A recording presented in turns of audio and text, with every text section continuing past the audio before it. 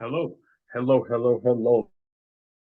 NFL video. Today, we have a ranking. All 32 NFL coaches in terms of how likely they are to be fired. The hot seat tier list, if you will, even though it's not a tier list. Well, I mean, you'll see what I mean. You'll see.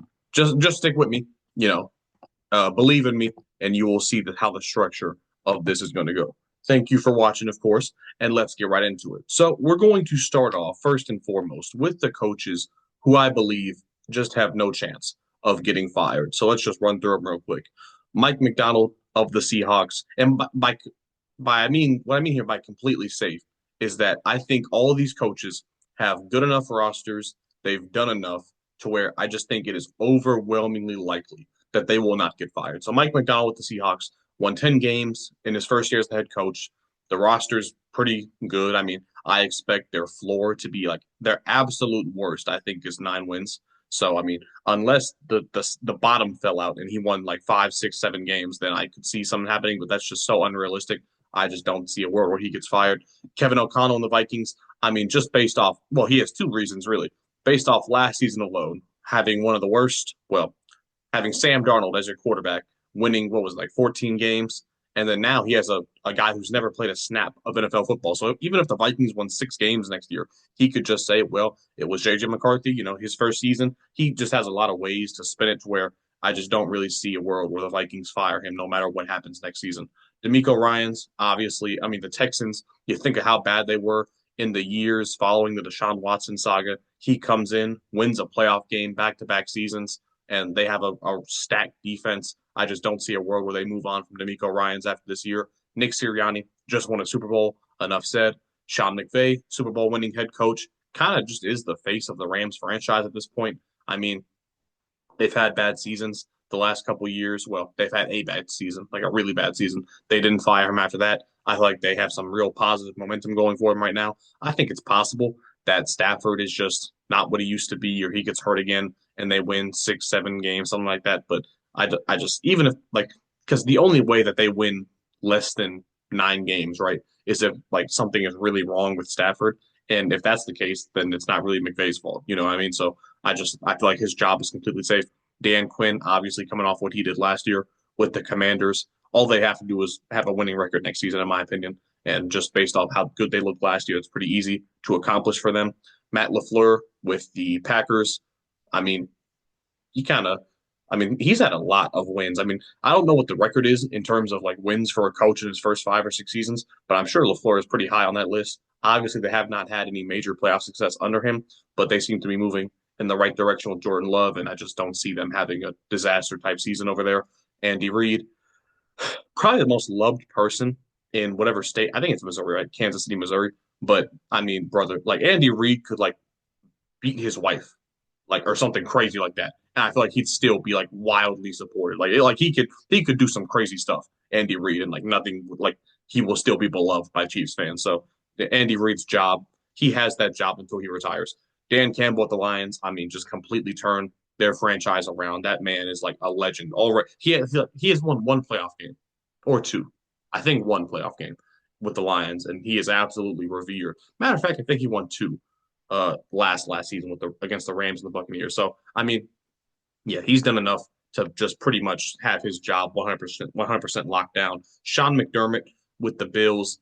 I mean, the Bills are just so consistently good with Josh Allen and Sean McDermott. I just don't see a world where they win less than 10 games. I mean, maybe if it's like a string of like they don't win a play. I mean, I think they've won a playoff game like every one of the last 4 years though. So it's like I don't see that trend necessarily changing. And then let's start with John Harbaugh on the Ravens, longtime Ravens coach, Super Bowl champion. Um, I think it is possible, I guess, like, but the Ravens are so good. I may end up picking the Ravens as my eventual 2025 prediction for my Super Bowl champion. So, I mean, I think they are not going to have anywhere close to single digit wins. And then Jim Harbaugh, I mean, the Chargers, similar situation to Mike McDonald. They both missed the playoff. Well, no, Chargers actually made the playoffs, but they looked pretty bad in that loss to Houston. But I mean, I think the Chargers are still willing to let Harbaugh do whatever he wants. He has a lot of credibility right now, in my opinion, especially since they did win double digit games in his first season. So all of these coaches, for the reasons I just explained, are not on the hot seat whatsoever.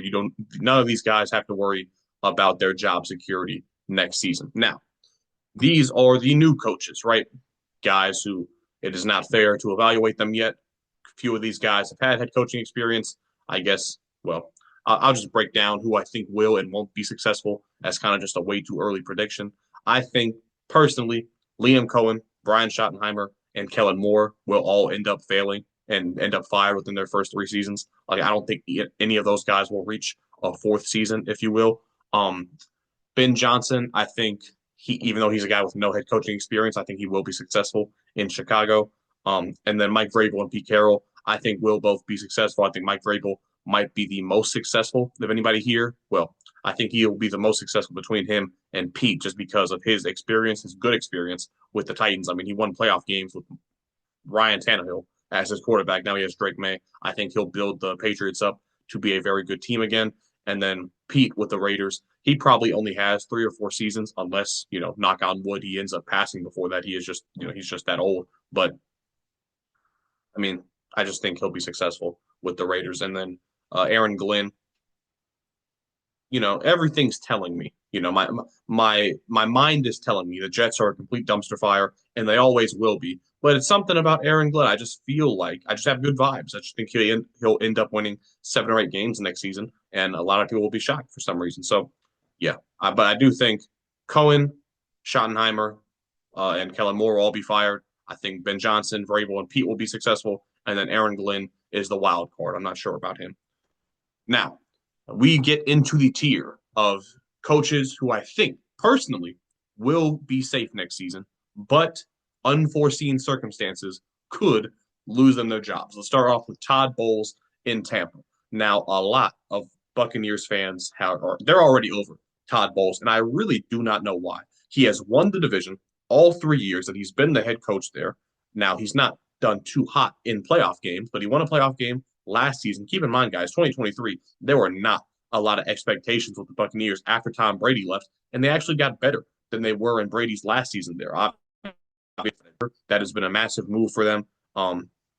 In this most previous season, right? So they've got better, right? They've got better year after year after year with Todd Bowles as the head coach. And last season, they made the playoffs. They should have beat the Commanders if Todd Bowles' defense, I'll say it again. I said it once, I'll say it again. His defense made a goal line stand against the Commanders late in the fourth quarter of their playoff game. He did his job. Baker went out there with their top 3 offense and fumbled on the first set of downs, and that lost them the game. So listen, I know the Buccaneers didn't win a playoff game against the upstart Commanders team, but you cannot blame Todd Bowles for that loss in any sort of way. He's a defensive guy.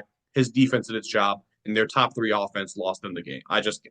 You cannot put that loss on Todd Bowles, and I feel like Buccaneers fans want him fired for just no reason whatsoever. He has overachieved each of the last 2 seasons, in my opinion. Now, still 1-3 in playoff games, and I do think he needs what's the worst case scenario that Todd Bowles could have next year and keep his job? I think I think a 9-8 season, they make the playoffs, maybe don't win the division, don't win a playoff game. I think a lot of Buccaneers fans would be upset. I think it certainly would be disappointing, but I don't think you can fire Todd Bowles after a winning season, like making the playoffs. You know what I mean? Or like if he goes 10-7 and they miss the playoffs somehow. Like I just don't. He would have to He would have to have a losing record.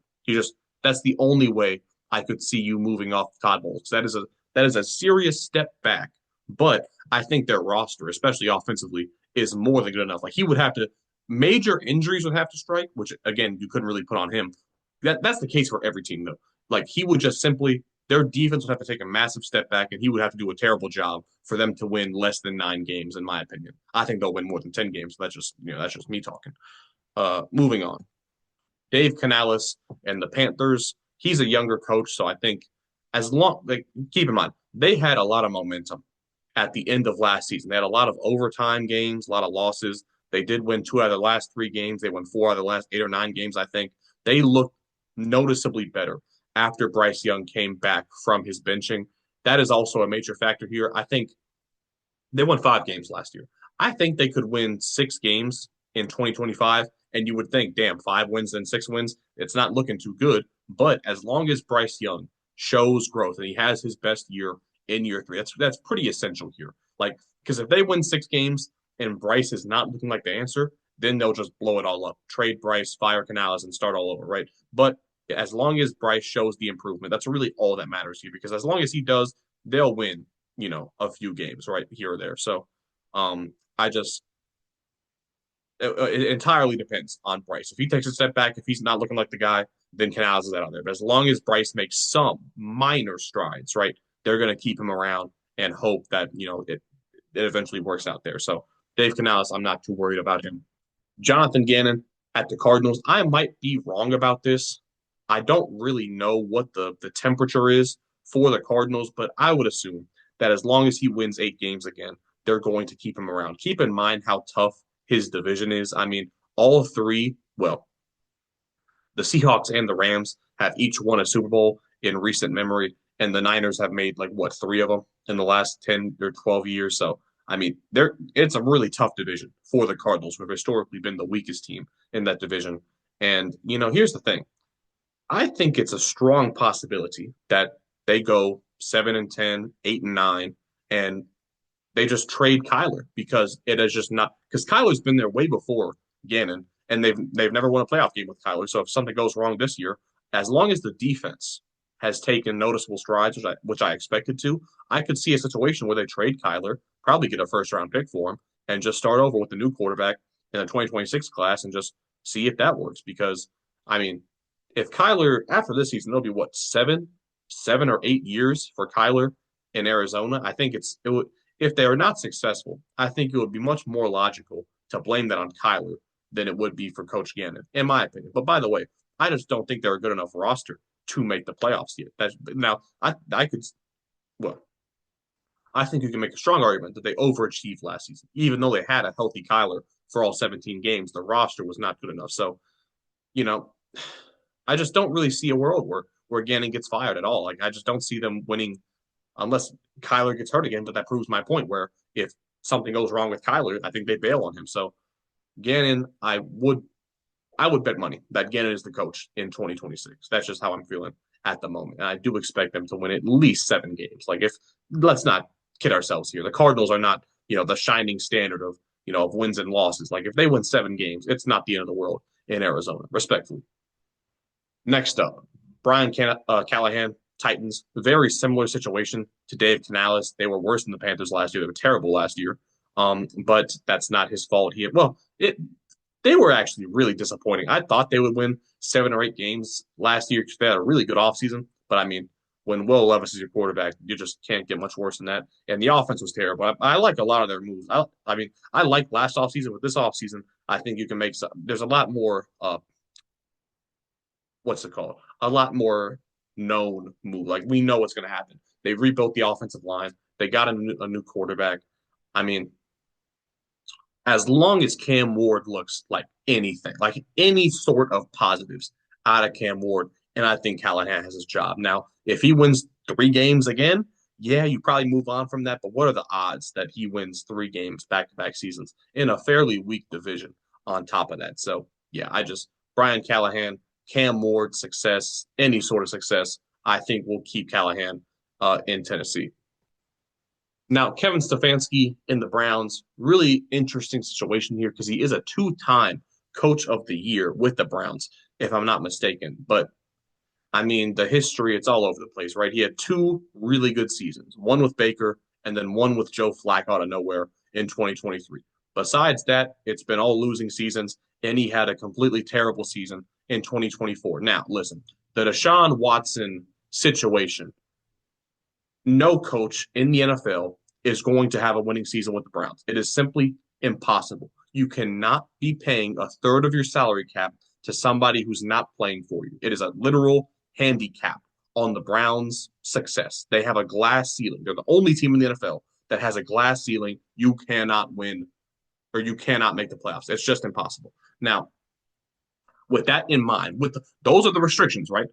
Nobody's asking him to make the playoffs. However, if he goes 5-12 next year, does he keep his job? Are they really going to settle for 3 wins and then 5 wins after he's shown that he's been a consistently winning guy?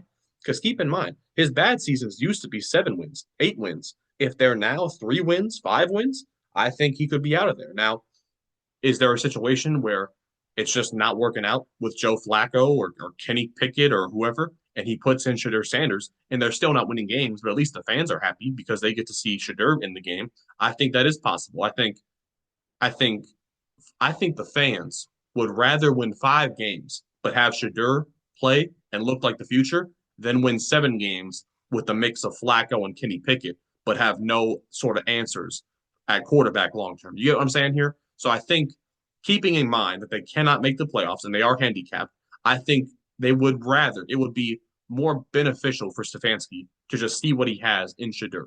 Because let's be honest here, they cannot win with just the talent on the roster and the restrictions due to the Deshaun Watson contract. So I think Stefanski needs to deeply consider, and I think he'll find out pretty early, right? The roster's just not good enough. It is not the same roster that Flacco made the playoffs with in 2023. So once he realizes that, I think he will embrace the Shadur hype train, if you will. And I think that'll keep him in Cleveland.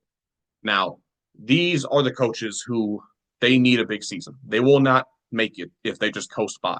A good season is not good enough. They need major successes here for all of these coaches um, uh, ahead of us. So starting off with Brian Dabble and the Giants, probably the hottest seat, if you will, in the NFL. But here's the thing: I don't think the Giants need to make the playoffs now. They have been so bad the last 2 seasons that if they're mediocre this year, it will be such an improvement that I think it'll look better by comparison, if you will. Now, the roster is not bad.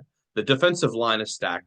They made major moves in their secondary. The defense is good. It is a top 7, top 8 defense on paper. The offense, offensive line, who knows? Hopefully they get Andrew Thomas back healthy. John Michael Schmitz makes some moves. Maybe Evan Neal can play guard in the NFL. The wide receiver core, what do they have besides Neighbors? Who knows? Running backs, well, they bring in Cam Scatterbo. They got 3 quarterbacks who are better than what they had last season. You know what I mean? So it's like if Brian Dable is worth anything as an offensive mind, I think he can get this roster to 7 wins. And if he does, because on top of that, he does have the the leverage of I drafted this quarterback in the first round. If you fire me now, his development could be thrown all out of whack. You know what I mean? So he does have that over the Giants, but I don't think that'll save him unless they win 7 or more games. Because if you go 7-10, you're not embarrassing. You're competitive. That's all they need at this point. Because then they win 7 games this year. They bring in Dart in 2026, and then there's some hope. There's some optimism, right? But the problem is, if Dart sees the field this season, that probably means it's gone to hell. And if it's gone to hell, then Dabble's probably going to get fired mid-season. You know what I mean? So he kind of needs Dart not to play at all this year, and so he can bring that into next year as kind of his calling card, his selling piece, if you will. Yeah, we didn't make the playoffs in 2025, but we got this young guy. You know what I mean? So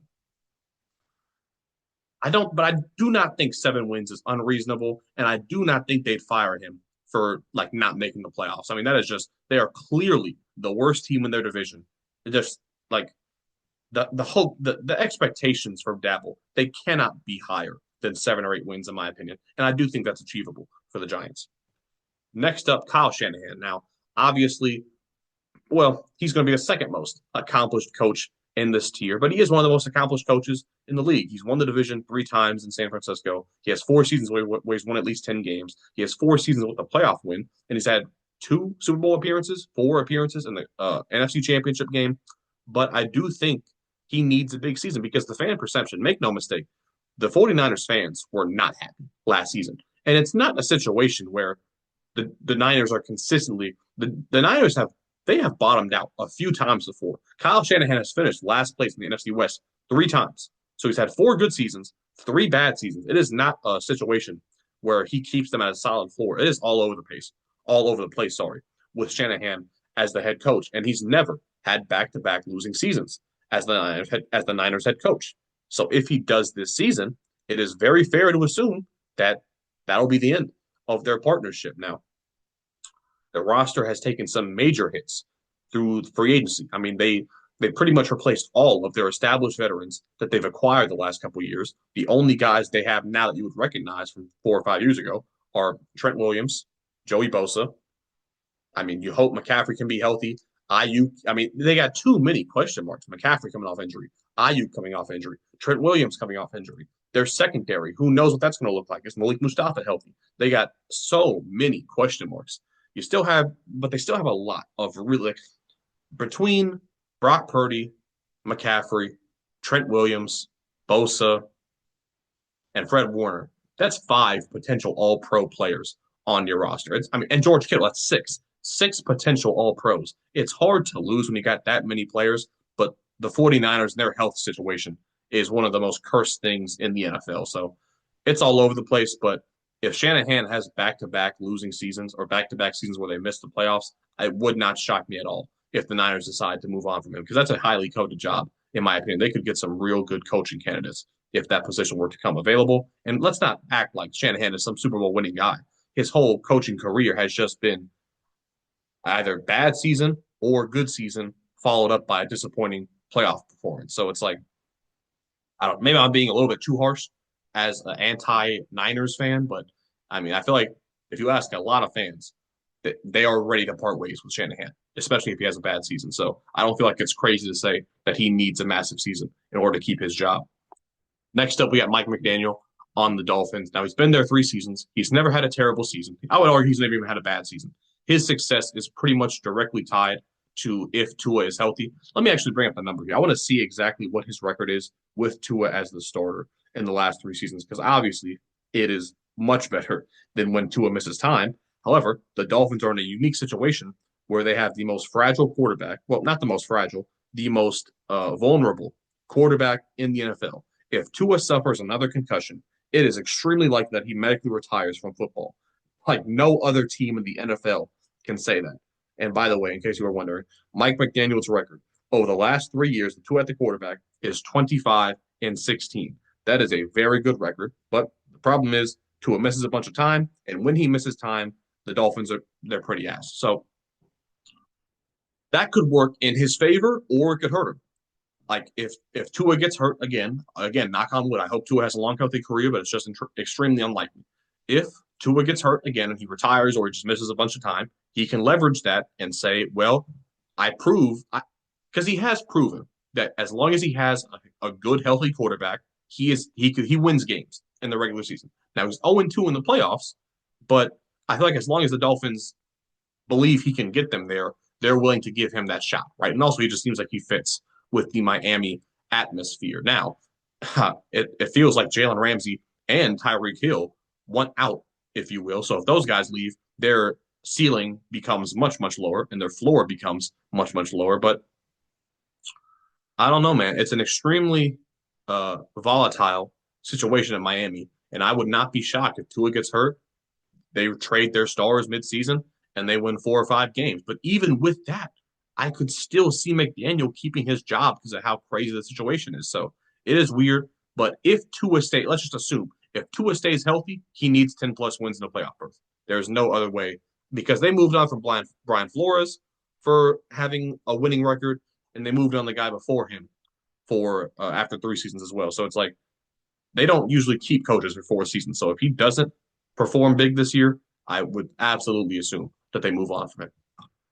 Shane Steichen on the Colts. Colts fans, I mean, it's been brutal since Andrew Luck's retirement. They have been treading water forever, and it seems like more of the same this year. But things are different. I believe the roster is good enough now to where they pretty much have to win 10 games, right? Or just make the playoffs, right? It is absolutely playoffs or bust for Shane Steichen and for Anthony Richardson. Now, they have not seen any growth from him as a player in his first 2 seasons. Now, he pretty much missed his entire rookie season due to injury. He got benched at times last year. He needs to develop, right? And that is directly tied to Shane Steichen being this great offensive-minded head coach. He needs to bring the best out of Anthony Richardson in the 2025 season. Now, even if he doesn't, they do have Daniel Jones, Vanilla Vic at the backup quarterback position. And I do believe this team and this offense is good enough to where even if AR is not the answer, if you make that switch early enough in the season, I think Daniel Jones could win 10 games in the Colts and take them to the playoffs, So The question is, if they go 9-8, for example, and lose in the wild card round, does Shane Steichen keep his job then? Because the AR project will have failed. I think it's almost more important to see this major breakout from Anthony Richardson than it is to win a playoff game. You know what I mean? So I don't know. It's a weird situation with the Colts, but it directly the biggest factor here is development out of Anthony Richardson. If you don't get that, it's almost positive that Shane Steichen he's going to be done there, and as well as Chris Ballard, the GM. So yeah, Colts need AR to succeed. Next up, Raheem Morris with the Falcons. Now the Falcons, here's the thing: he's only coached one season, right? But they are pretty restless in Atlanta. They want a playoff berth. They have not had a winning record since like 2017, I believe. So the winning record certainly is the bottom line here, the deal breaker, if you will, in Atlanta. Raheem Morris, even though it's just in year two, he needs a winning season because I mean, the roster qualifies at least a winning record. Like I would be shocked if they won less than 10 games because you're in a bad division. You have a talented roster. You have a young quarterback who showed a lot of promise. But here's the thing: Michael Penix could either take a massive, or he could just have a massive sophomore season, a la Patrick Mahomes, or he could have a sophomore slump and not be as good as people thought he was, and that would reflect negatively on Raheem Morris. So it's like, it's a gift and a curse in a way. But and also on top of all of this, Raheem Morris, he's a defensive guy, right? The offense, it looks good on paper. But if Raheem Morris, with all these moves they made in the offseason, if he does not take massive strides with that defense, I think the Falcons fans can just say, well, or the ownership rather can just say, well, we know how good this offense is. Why not we just bring in another guy who knows what he's doing on the defensive end? Because Raheem Morris clearly does not know what he's doing. If they are not good enough, if they're not top 12 next season, you can make a strong case that Raheem Morris just does not have a clue how to coach defense. So that's how I feel. Raheem Morris certainly is one of the most talked about guys on the hot seat. Now, moving on to Zach Taylor, extremely accomplished, if you will. 5-2 in the playoffs, made that Super Bowl back in 2021, but the last two seasons have been disappointing. 2023 because Joe Burrow got hurt, and 2024 because they had one of the worst defenses in the NFL. Even though they got an all-pro performance out of Joe Burrow and a triple crown performance out of Jamar Chase, they still missed the playoffs in 2024 with an amazing offense. So certainly, Bengals fans are pretty much done with Zach Taylor, even though he's had them at a pretty high level for the last 4 years. So in their minds, he needs to win a playoff game. And even if he does win 10, 11 games, if they don't, because in their minds, he is wasting the prime of Joe Burrow and Jamar Chase's career. So they need a guy who can win playoff games. And if that's not the bare minimum, then I think it's time to move on from Zach Taylor. So pretty simple here. He needs to win a playoff. It's one of the highest asks for any head coach in football, and that's why he's so low on this list because they're asking a lot of him. And I mean, he's done it before, 5-2 in the playoffs. If he just gets there, he has a pretty good track record. But last 2 years, no playoff appearances. He needs to step it up. And finally, Mike Tomlin on the Steelers. This might be a hot take, but I feel like there has been a real split in the fan base. The small minority of fans who want Tomlin gone has been growing and growing and growing. They have not won a playoff game since 2016. Now let's get all the impressive things out the way. He did win a Super Bowl 17 years ago. He has 7 division titles, and he has never had a losing season. With all that being said, I do think Mike Tomlin has to win a playoff game this year. Now, these expectations are kind of dependent on what happens at the quarterback position.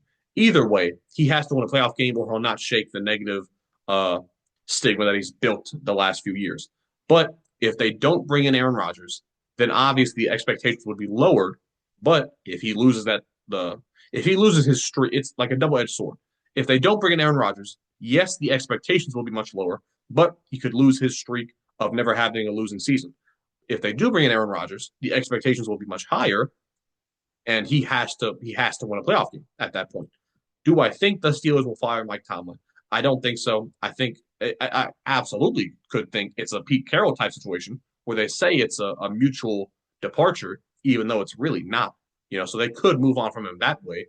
But I mean, the point here is that the fans' perspective unless Mike Tomlin wins a playoff game next season, regardless of who they have at quarterback, it's only going to continue. The scales are only going to continue to tip farther and farther against Mike Tomlin, right? So that's how I feel about that situation. I do believe he is on the hot seat.